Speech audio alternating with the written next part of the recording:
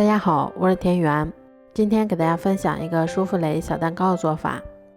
首先我们把3个鸡蛋的蛋清和蛋黄先给它分离出来。分离好的蛋黄先把它放到另外一个大碗里面，接着我们先加入15克的白糖，然后再渗入22克的低筋面粉，接着我们用打蛋器画 Z 字形，把它们充分搅拌均匀，一直搅拌成像这种细腻光滑的蛋糊就可以啦。蛋黄糊调好后，我们在蛋清里面先加入几滴白醋去腥，然后再加入25克的白糖，接着我们用打蛋器把它们高速搅拌8分钟左右，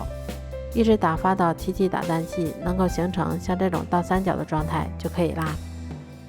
蛋白打好后，我们先舀入一半的蛋白到蛋黄糊里面，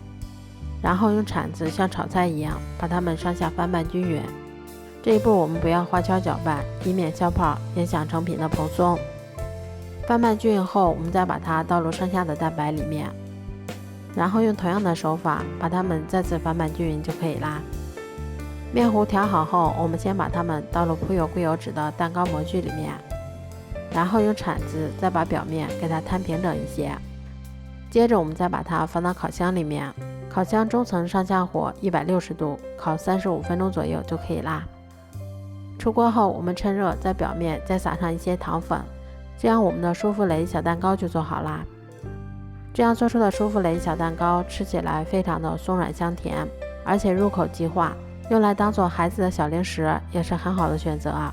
如果喜欢的话就试试吧，喜欢我的视频就关注我吧，谢谢您的支持。